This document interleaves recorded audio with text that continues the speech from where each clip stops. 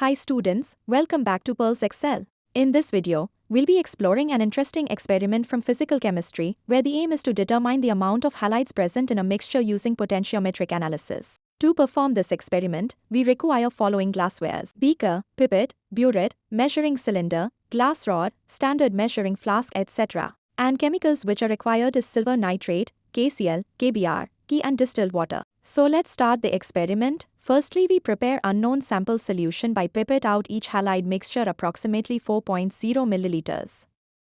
Then transfer into standard volumetric flask and dilute it up to the mark.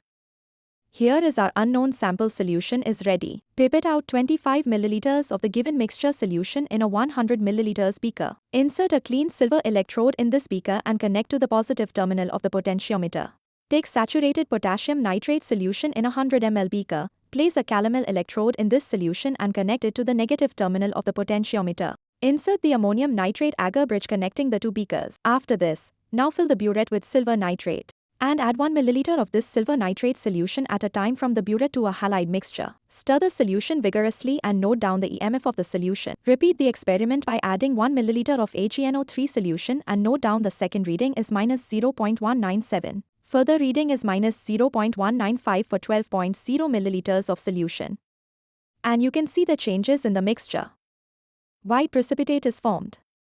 Continue the experiment until we arrive towards the second and third endpoints. Stir the solution vigorously after each addition of burette solution. Now here you can see the changes in the color of the precipitate and also positive reading started. So 0.085 reading is for 32 milliliters. With continuous addition, the yellow precipitate gradually disappears and a clear solution forms, stabilizing at a reading of 41 milliliters. Now note down all the readings in observation table and calculate delta E, delta V and delta E upon delta V. By using this data, now plot the graph EMF against volume of silver nitrate added. Both the graphs 1 and 2 are similar. And third graph is delta E upon delta V versus volume of silver nitrate added. So from the graph, we know the exact volume of each halide mixture. Start the calculation by adding the value from the graph. And calculate normality of each halides as well as amount halide ion present in the mixture. Note down the result. Precautions. Standardize the potentiometer before the start of the experiment. Observe the changes in the precipitation. Thank you so much watching this video.